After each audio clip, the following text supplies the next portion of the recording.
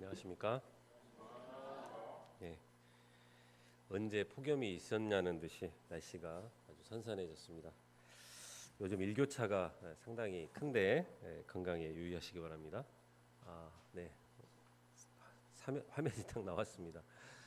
지난주에 우리 무등산 그 생태 탐방원 예약이 있었는데 우리 두 분의 목자님들이 아주 크게 활약을 하셔가지고 우리가 수양회를 안정적으로 할 수 있게 됐습니다. 하나님께 감사드립니다. 네, 오늘 요절 말씀 우리 13절과 14절 말씀을 한번 읽어보겠습니다. 땡땡으로 이렇게 표시를 해놨는데 뭔지 아시겠습니까? 네, 이렇게 해놔도 읽을 수 있겠습니까? 한번 다시 보여주시겠습니까? 다음 화면. 네. 지혜를 얻은 자와 명철을 얻은 자는 복이 있나니 이는 지혜를 얻은 것이 은을 얻는 것보다 낫고 그 이익이 정금보다 나음이더라 이니라입니다. 우리 전화면 한번 보여주시겠습니까? 네, 이걸로 한번 같이 한번 읽어보겠습니다. 생각을 하시면서 한번 읽어보겠습니다. 시작.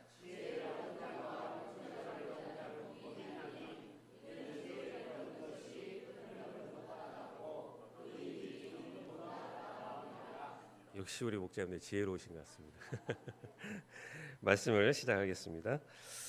올해 엄청난 무더위로 인해서 배추 한 포기 가격이 10,000원까지 치솟았다고 합니다. 그래서 한때 배추를 금추라고 이렇게 불렀습니다. 우리는 귀한 것이 있으면 이렇게 금자를 앞에다가 붙입니다. 그만큼 금을 우리는 귀하게 여기고 있습니다. 그런데 잠언 기자는 지혜가 이 금보다 또 은보다 또 진주보다 이렇게 낫다고 말하고 있습니다. 도대체 지혜가 얼마나 귀한 것이길래 값비싼 금보다 낫다고 말할 수가 있는 것입니까? 오늘 말씀을 통해서 이 금보다 귀한 지혜를 가진 자들이 되기를 기도합니다. 2장 1절에서 4절은 조건문이고 5절에서 22절은 그에 따른 결과입니다. 그 조건이 무엇입니까? 나의 말을 받으며 나의 계명을 간직하며 지혜의 귀를 기울이며 명철의 마음을 두며 지식을 불러 구하며 명철을 얻으려고 소리를 높이며 은을 구하는 것 같이 그것을 구하며 감추어진 보배를 찾는 것 같이 그것을 찾으면입니다. 말씀을 대하는 자세가 이래야 하는 것입니다. 지혜자는 지혜와 지식을 구하되 신용만 하는 것이 아니라 간절히 구하고 찾으라고 말하고 있습니다. 이것은 지혜를 얻는 것이 한편으로는 쉽지 않다는 것을 말해주고 있습니다. 그러므로 우리는 소리를 높여서 기도해야 합니다. 지혜를 주시도록 또 지혜로운 삶을 살게 해달라고 외쳐야 하는 것입니다. 소리를 지른다는 것은 그만큼 간절함과 또 열정이 있어야 한다는 것을 말해줍니다.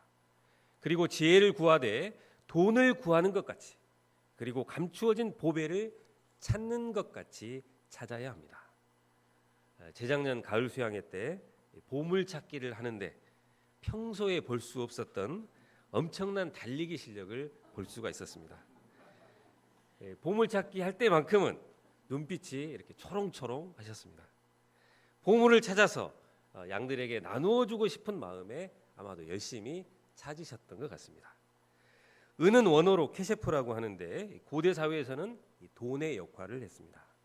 현대인들은 돈을 구하는데 혈안이 되어 있습니다.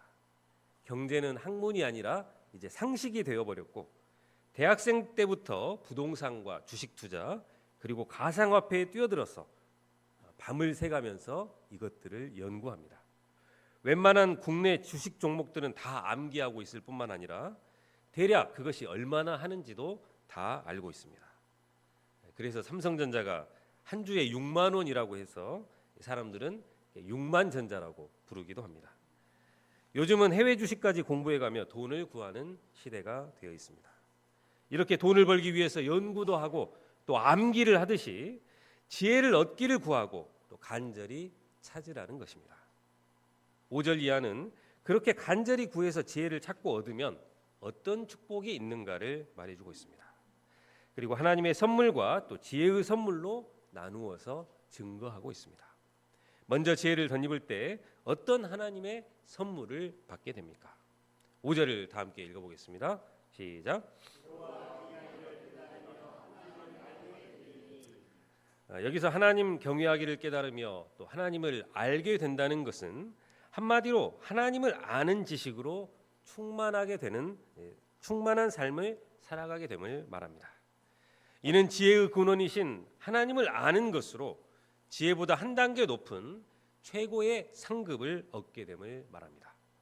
이 세상에서 하나님은 경외하기를 깨닫고 또 하나님을 알아가는 삶처럼 고귀하고 또 중요한 삶이 있을까요? 하나님 경외와 또 하나님을 아는 지식은 지식 중에서 최고의 지식이요 또 최고로 중요한 삶입니다. 그것은 우리가 하나님을 알 때 또 나를 알 수 있기 때문입니다. 내가 누구인지, 어디로 와서 어디로 가는 존재인지, 또 무엇을 위해서 이 땅에 태어났는지, 나의 존재 의미는 무엇인지, 이런 고차원적인 질문에 대한 답이 모두 하나님을 아는 지식과 연관되어 있기 때문입니다. 그러나 영적으로 무지한 인간이 스스로 하나님을 알 수 있는 길은 제로였습니다. 무지한 인간이 하나님을 알 수 있는 길은 전적으로 하나님의 계시 때문입니다. 하나님은 지혜를 간절히 찾고 구하는 자에게 지혜를 주시며 지식과 명철을 그 입에서 내십니다. 이는 모두 하나님의 자기 계시의 표현입니다. 뿐만이 아닙니다. 하나님은 하나님을 아는 정직한 자, 또 행실이 온전한 자들을 위해서 완전한 지혜를 예비하시며 결과적으로 또 방패가 되어 주십니다. 그래서 성도들이 가는 정의의 길, 또 성도들의 길을 보호하고 또 보전하여 주십니다. 지혜를 간절히 찾아서 얻게 되면 지혜가 주는 축복의 삶을 누릴 수가 있습니다. 9절에는 그런 삶으로 공의와 정직과 정직, 곧 모든 선한 길을 깨닫는 것이라고 말하고 있습니다. 이는 잠언 기록의 목적인 1장 3절 말씀의 성취입니다. 이 일이 가능케 되는 것은 하나님을 경외하는 자의 마음에 들어온 지혜 때문입니다. 10절에서 12절 말씀을 다 함께 읽어보겠습니다. 시작.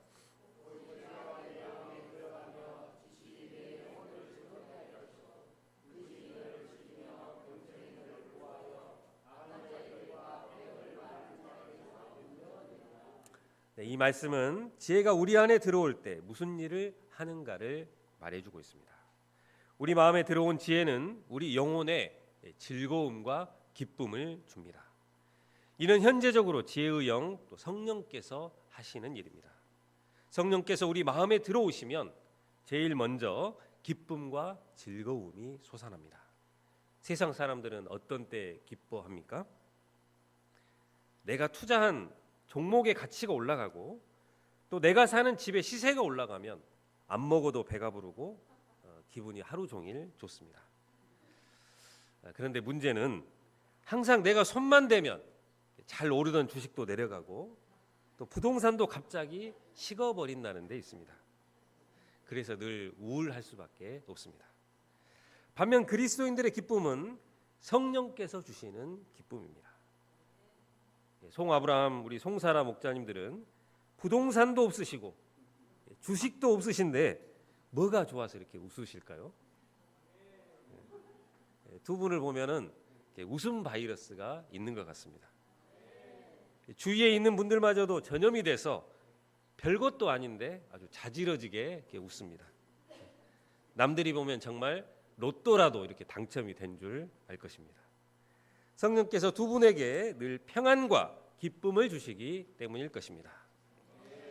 또한 지혜는 우리 안에서 분별력과 통찰력을 주심으로 악한 자의 길과 패역을 말하는 자에게서 건져내실 것입니다. 그런 악하고 패역한 자는 남자와 여자를 가리지 않습니다.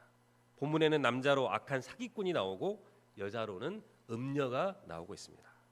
사기꾼이나 음녀는 모두 인생을 통째로 날려버릴 수 있는 위험성이 있는 자들입니다. 특히 우리는 청년의 때에 이 정욕을 조심해야 합니다. 매끄럽고 부드러운 말, 또 호감을 주는 말로 유혹하는 이성을 조심해야 합니다. 이런 자가 이방 여인과 외간 남자의 특징이라고 했습니다. 음란의 죄는 우리를 사망으로 또 죽음으로 가게 만드는 죄입니다. 그러나 지혜가 우리를 선한 자의 길로 행하게 하며 또 의인의 길을 가도록 지켜줄 것입니다. 이 땅은 악인들과 간사한 자들이 차지하고 정직한 자와 완전한 자는 이렇게 끊어질 것처럼 보여집니다. 그러나 오늘 2장에서 이 결론의 말씀은 정반대로 말하고 있습니다. 결국 지혜로 인해 악인들은 땅에서 끊어지고 간사한 자는 땅에서 뽑힐 것입니다. 그리고 지혜로 인해서 정직한 자 그리고 완전한 자는 땅에 끝까지 거하며 남게 됩니다. 그러므로 우리가 악인들의 잠시 형통을 부러워할 것이 아니라 끝까지 의인의 길 그리고 지혜의 길을 갈 수 있기를 기도합니다. 지혜는 우리의 소산물로 하나님을 공경하는 것입니다. 그런데 이스라엘은 많은 소산물을 거두고자 하는 욕심 때문에 농경신인 바알과 그리고 아세라를 섬겼습니다. 그러다가 패망의 길을 걸었습니다. 지금 현재는 어떻습니까? 현대인들은 재물신에 온통 마음을 빼앗기고 있습니다. 재물이 하나님과 같이 되어 있습니다. 재물에 마음을 빼앗기고 모든 것을 돈의 가치로 판단하는 시대입니다. 돈의 권세 앞에 모두가 굴복하여서 평생 돈의 노예로 살아가고 있습니다. 그러나 이런 시대에도 지혜는 돈의 위치를 바로 잡는 것입니다. 돈이 결코 하나님 위에 있지 않습니다. 그 돈으로 하나님을 공경해야 하는 것입니다. 잠언 기자는 우리의 재물로 하나님을 섬길 때 우리에게 더 많은 이익이 될 것이라고 말씀하고 있습니다. 창고가 가득 채워지게 되고 포도즙이 넘칠 것을 우리에게 약속하고 있습니다. 11절에서 12절은 아들에 대한 아버지의 새로운 교훈의 시작으로 삶 동안 있을 여호와의 사랑의 징계를 겸허히 받으라고 조언하고 있습니다. 하나님께서 징계하고 꾸짖을 때 경히 여기지 말며 또 싫어하지 말라고 하십니다. 경히 여기는 것은 가볍게 여기는 것으로 까짓 거 한번 받아주지 하고 받는 것입니다. 이런 자는 더 큰 징계를 자초하는 것입니다. 지혜자는 교훈합니다. 대저 여호와께서 그 사랑하시는 자를 징계하시기를 마치 아비가 그 기뻐하는 아들을 징계함 같이 하느니라. 아버지는 사랑하는 아들이 엇나가는 것을 보면 어찌하든지 바른 교육과 또 훈련으로 올바른 길을 가도록 합니다. 히브리서 12장 8절에 보면 징계는 다 받는 것이오늘 너희에게 없으면 사생자요 친아들이 아니라고 했습니다. 하나님께서 우리들을 친아들로 삼으셨기 때문에 징계와 훈련이 있다는 것입니다. 우리에게 고난이 있습니까? 특별히 잘못한 것도 없는데 징계와 훈련으로 느껴지는 것이 있습니까? 히브리서 12장 10절에는 오직 하나님은 우리의 유익을 위해서 그의 거룩하심에 참여하게 하시느니라고 했습니다. 하나님의 거룩한 성품을 닮아가도록 그것이 우리의 최고의 유익인데 이를 위해서 고난과 훈련이 있다는 것입니다. 사람은 말로서는 변하지 않는 것 같습니다. 그래서 몇 번 말을 하다가 포기를 하게 됩니다. 그러면 더 큰 하나님의 훈련 또 하나님의 회초리가 있다는 것을 기억해야 합니다. 왜냐하면 우리는 그의 기뻐하는 아들들이기 때문입니다. 본문은 우리에게 훈련받는 지혜를 가르치고 있습니다. 그것이 젊은 시절 우리가 가져야 하는 최고의 지혜입니다. 13절에서 20절은 지혜의 찬가로서 지혜의 가치를 찬양하는 노래입니다. 찬가 중에 특히 13절에서 18절은 복되도다라고 시작해서 복되도다라고 끝나고 있습니다. 지혜를 얻은 자가 얼마나 복된 자인가를 강조하고 있습니다. 13절에서 15절 말씀을 다 함께 읽어보겠습니다. 13절 15절입니다. 시작.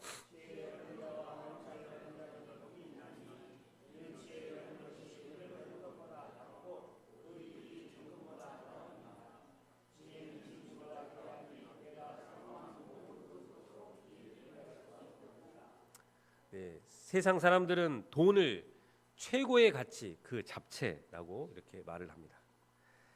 명예도 권세도 모두 돈으로 가치를 환산을 합니다. 결국 돈이 최고라고 말합니다. 지혜를 얻기 위해서 돈 버는 것을 희생한다면 인생을 허비한 것으로 생각합니다.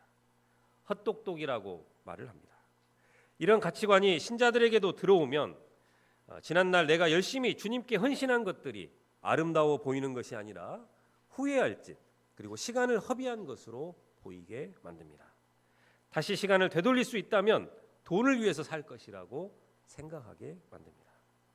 그렇다면 세상 사람들의 말대로 돈이 최고이고 돈만 많이 벌면은 아무런 근심 걱정이 없어지게 되는 것입니까? 그러나 로또에 당첨이 돼서 한순간에 벼락부자가 된 사람들을 보면 그 중에는 오히려 도박과 술에 빠져서 거액의 빚을 지게 된 경우나 형제나 부부간의 살인 사건이 난 경우 등을 심심치 않게 찾아볼 수가 있습니다.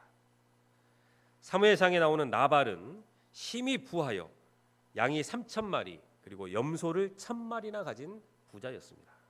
그러나 그에게는 지혜가 없었습니다. 다윗의 보호를 받고 있음에도 불구하고 다윗의 전령들을 모욕해서 스스로 화를 자초했습니다. 그의 아내인 아비가일의 도움이 없었다면 그날로 몰살을 당했을 것입니다.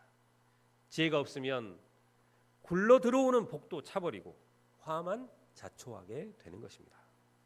지혜는 값이 많이 나가는 진주와 같습니다. 우리는 지혜를 발견했을 때 그 지혜를 사기 위해서 우리가 가진 다른 모든 것을 두말 없이 팔아야 합니다. 솔로몬은 지혜를 어느 정도의 가격으로 사라고 말하고 있지 않습니다.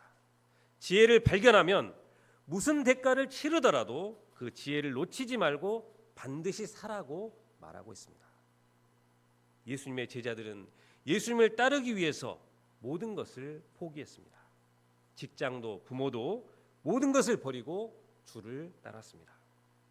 예수님이 가장 귀하고 예수님이 가장 값지기 때문에 모든 것을 팔아도 아깝지가 않았습니다. 예수님이 최고의 진주였습니다. 가장 값진 진주 하나를 발견한 그들은 그들의 모든 소유를 다 팔아서 값진 진주 하나를 산 자들이었습니다. 예수님은 보배 피로 말미암아 우리를 죄로부터 구원해 주셨습니다. 우리의 모든 죄를 속량해 주시고 하나님 자녀를 삼아 주셨습니다. 예수님 안에 영생의 약속이 있고 예수님 안에 부활의 소망이 있습니다. 이것을 어떻게 값을 매길 수가 있겠습니까? 예수님은 세상의 그 어떤 것으로도 비교할 수가 없고 바꿀 수가 없는 대체 불가입니다. 우리가 어떤 경우에도 포기해서는 안 되는 가장 값진 분이십니다. 우리 인생들에게 최고의 가치가 되시는 예수님을 찬양합니다. 16절에서 18절은 지혜를 얻은 자들이 누리게 되는 복입니다. 첫 번째, 장수와 부귀입니다. 16절을 보십시오. 그의 오른손에는 장수가 있고 그의 왼손에는 부귀가 있나니 육신의 연약함과 한계를 가진 인간이 가장 바라는 것이 있다면 무병장수하는 것입니다. 우리에게 건강이 최고입니다. 건강을 잃어버리면 모든 것을 잃어버리는 것입니다. 또 부귀 영화를 누리는 것입니다. 둘 중 하나만 누려도 큰 복을 얻은 자라고 말할 수 있을 것입니다. 그런데 지혜를 가진 자는 이 두 가지를 양손에 다 가지고 누리는 복된 삶을 살아가는 자들입니다. 두 번째는 즐거움과 평강입니다. 17절 말씀을 보십시오. 그 길은 즐거운 길이요 그의 지름길은 다 평강이니라. 오래 살고 부귀영화도 누리지만 사는 것이 재미가 없고 날마다 불안과 두려움을 느끼며 살아간다면 그것은 사는 게 아닐 것입니다. 사람이 하루를 살아도 의미가 있고 가치 있게 살아야 하고 또 기쁨과 즐거움을 누리며 걱정과 두려움이 없이 살아야 진정한 복이라고 할 수 있습니다. 즐거움과 평강은 금이나 진주나 돈으로도 살 수 없는 것입니다. 그런데 지혜가 가는 모든 길에는 이러한 기쁨과 즐거움 그리고 평강으로 가득한 길을 걷게 된다는 것입니다. 그야말로 환상적인 삶이 아닙니까? 이런 삶을 살고 싶지 않습니까? 이것이 다 지혜와 명철을 얻은 자에게 주어진다는 것입니다. 세 번째는 생명나무입니다. 18절 말씀을 다 함께 읽어보겠습니다. 18절입니다. 시작.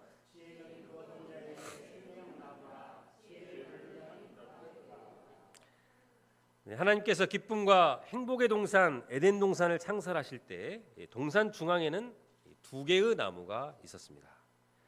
그것은 생명나무와 선악을 알게 하는 나무입니다. 중앙에 있는 이 두 개의 나무는 에덴을 에덴되게 만드는 나무였습니다. 그중 생명나무는 장수를 넘어서 영생을 주는 나무입니다. 이는 인간의 행복 요소 중 가장 중요한 요소가 영생임을 말해주고 있습니다. 그런데 인간은 이 생명나무의 실과 대신에 선악과를 따먹음으로써 죽음이 들어오고 그 결과 영생을 잃어버리게 되었습니다.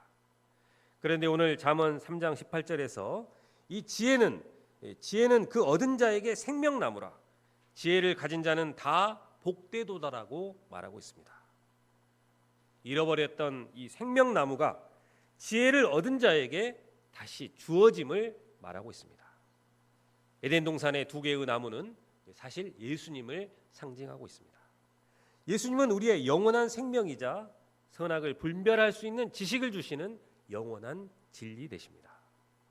이 예수님을 에덴 동산 중앙의 두 나무처럼 우리 마음 중심에 두고 믿고 살아갈 때 우리는 지혜가 주는 모든 축복을 누리는 삶을 살아갈 수가 있을 것입니다. 19절과 20절 말씀을 보십시오. 19, 20절은 하나님께서 천지를 창조하실 때 창조의 수단으로 지혜와 명철과 지식으로 지으셨음을 말씀하고 있습니다.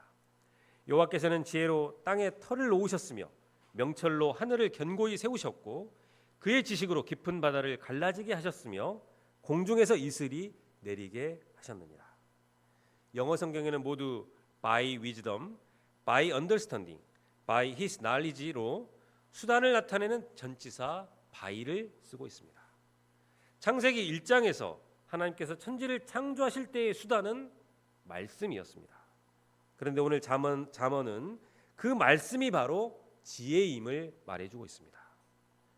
특별히 지혜뿐만 아니라 하나님은 그의 놀라운 지식으로 깊은 바다를 갈라지게 하셨으며 공중에서 이슬이 내리게 하셨다고 합니다. 이는 지혜와 지식이 창세기 1장 7절에서 궁창 아래의 물과 궁창 위의 물로 갈라지게 하셨다는 것입니다. 또 공중의 이슬은 창세기에 언급이 없습니다. 그런데 여기서 이슬을 강조하고 있는 것은 팔레스타인 땅이 너무나 가물어서 생명체가 살아가기 어려운데 이 이슬로서 생명을 부지하고 또 농사를 지을 수 있기 때문입니다. 하나님은 매일 아침 일정한 이 새벽 이슬을 내리게 해서 사람과 짐승 그리고 모든 동식물들이 살아가게 하시는 위대하신 분이십니다. 창조시의 지혜는 8장에 가면 이 창조자 자신으로 나오고 있습니다. 이쯤 되면 지혜가 단순한 깨달음이나 그런 격언 정도가 아니라 하나의 독립된 인격체로서 하나님과 같은 분이심을 말해주고 있습니다. 이는 지혜가 얼마나 대단한 존재인가를 말해주고 있는 것입니다. 창조시부터 활동하던 지혜로서 하나님과 예수님 같은 분이 바로 지혜이시다는 것입니다. 이런 지혜의 위대함을 안다면 우리가 지혜에 대해서 어떤 자세를 가져야 할까요? 21절 말씀을 다 함께 읽어보겠습니다. 시작.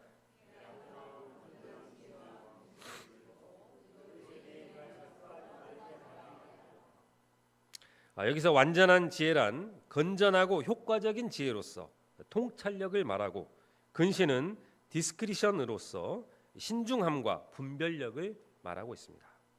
우리는 참과 거짓 그리고 의인과 악인 거기에 경계가 모호한 사람이나 그리고 사건과 사고 말과 기사의 홍수 속에서 뒤죽박죽 또 얽히고 설켜서 살아가고 있습니다. 이런 우리들에게 절실하게 필요한 것이 있다면 바로 사건이나 사람의 본질을 볼 수 있는 깊은 통찰력과 분별력일 것입니다. 이런 완전한 지혜 또 건전한 분별력을 가지면 어떤 삶을 살게 되는 것입니까? 첫 번째, 우리 영혼의 생명이 되며 목에는 우아한 장식이 됩니다. 22절을 보십시오. 이것이 우리 영혼의 생명이 되며 목에는 우아한 장식이 됩니다. 여기서 영혼의 생명은 영혼의 활력 곧 생기를 말하고 있습니다. 모든 것이 얽히고 설켜서 통찰과 분별이 안 될 때 우리 영혼은 피곤해져서 폭염에 시든 호박잎처럼 시들고 말 것입니다.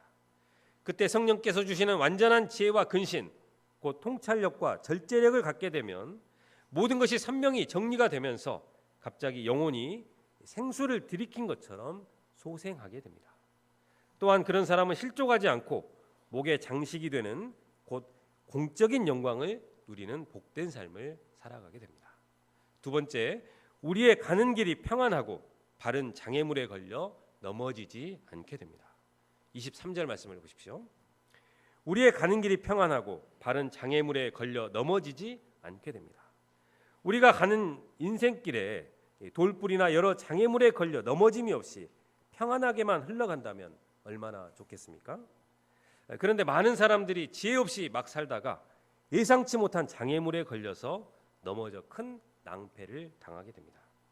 전쟁의 참화와 또 혹독한 자연재난에 노출이 되어서 살아가는 이스라엘 백성들에게 꿈에도 소망이 있다면 바로 이 지혜가 주는 샬롬의 평안일 것입니다. 세 번째는 두려움 없이 꿀잠을 자게 됩니다. 다 함께 24절과 25절 말씀을 읽어보겠습니다. 24절, 25절입니다. 시작.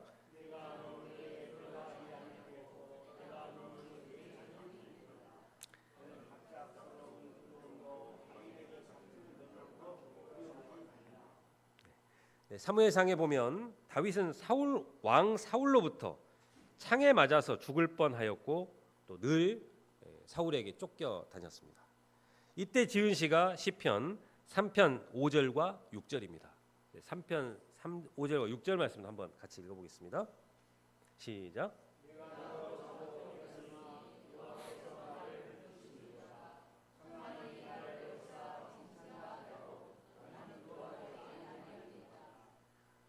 다윗은 그를 추격하여서 그를 애워싸고 또 진을 치고 있는데도 두려워하지 않고 평안히 꿀잠을 누워 자고 깨었다고 말하고 있습니다. 예수님께서 바로 그러한 삶을 사셨습니다. 배가 뒤집히려고 하는 광풍 속에서도 고물에서 800일을 하고 평안히 주무셨습니다. 이런 분들은 갑작스러운 두려움도 또 악인에게 닥치는 멸망도 두려워하지 않습니다. 예수님과 그리고 지혜자와 시인 모두 그런 두려움 속에서도 또 광풍 속에서도 평안히 꿀잠을 잘 수 있는 이유가 무엇입니까? 26절 말씀을 같이 한번 읽어보겠습니다. 26절입니다. 시작.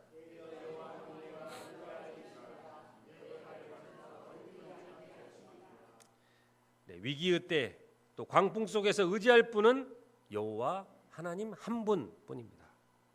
사람도 아니고 물질도 아니고 선배도 아니고 금은 보석도 아닙니다. 의지할 분이 여호와 하나님 한 분뿐이시라는 것은 여호와 하나님이 언제나 내 편이라는 것입니다. 하나님은 언제나 어디서나 우리 편이 되어 주셔서 우리의 발을 지켜주시고 걸려 넘어지지 않게 해 주십니다. 우리 중에 불면증으로 고통하고 계신 분이 계십니까? 먼저 근심 걱정을 내려놓고 하나님 한 분만을 온전히 의지하기를 바랍니다. 물질이나 사람이나 환경의 변화를 기다리는 것이 아니라 하나님께서 사랑하시는 자를 지켜주시고 보호해 주신다는 믿음을 가지시기를 바랍니다. 그래서 잠 못 드는 괴로운 밤이 아니라 매일 꿀잠을 자고 일어나는 복된 인생들이 되시기를 기도합니다. 32절에서 35절은 3장의 결론입니다. 하나님께서 패해간 자를 미워하시고 심판하십니다. 지금 살려두는 것은 길이 참으시는 하나님께서 회개할 기회를 주시기 위해서입니다. 그러나 하나님은 하나님을 경외하는 정직한 자에게는 그의 교통하심을 축복으로 주십니다. 하나님과의 교통은 얼마나 큰 축복입니까? 다윗은 하나님과 실시간으로 교통했습니다. 내가 올라가리이까 말리이까? 올라가라. 이번에는 어떻게 합니까? 똑같이 할까요?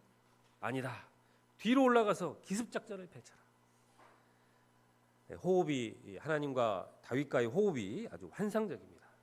다윗이 백전백승하는 이유가 여기에 있었습니다. 이 세상의 최고의 축복이 무엇을 소유하거나 또 무엇이 되는 데서 오는 축복이 아닙니다. 오직 하나님과의 교통하심이 있는 자가 최고의 축복을 누리는 자입니다. 하나님은 거만한 자를 비웃으시며 겸손한 자에게는 은혜를 베푸시는 분이십니다. 지혜의 가치를 알고 지혜를 소유한 지혜로운 자는 영광을 기업으로 받게 될 것입니다. 기업으로 얻는 영광은 일시적인 영광이 아닌 항구적인 영광을 말합니다. 그러나 미련한 자의 영달함은 차라리 수치가 됩니다. 그것은 피와 땀으로 정직하게 일군 것이 아님을 만민이 알기 때문입니다. 우리가 지혜로운 자가 되어서 영원한 영광을 기업으로 받는 자들로서 살아가기를 간절히 기도합니다. 결론적으로 지혜가 얼마나 유익한 것인지를 우리는 배웠습니다. 지혜가 금은 진주보다 소중합니다. 지혜가 다른 어떤 것보다 가장 가치 있는 것이며 또 그 유익이 많습니다. 우리가 가을 학기 지혜의 말씀에 귀를 기울이고 또 찾고 이를 간직하고 순종함으로 생명의 길을 가는 인생들이 되기를 기도합니다. 13절 14절 말씀을 다 함께 읽고 기도하겠습니다. 13절 말씀 13절 14절 띄워주시기 바랍니다. 13절 14절입니다.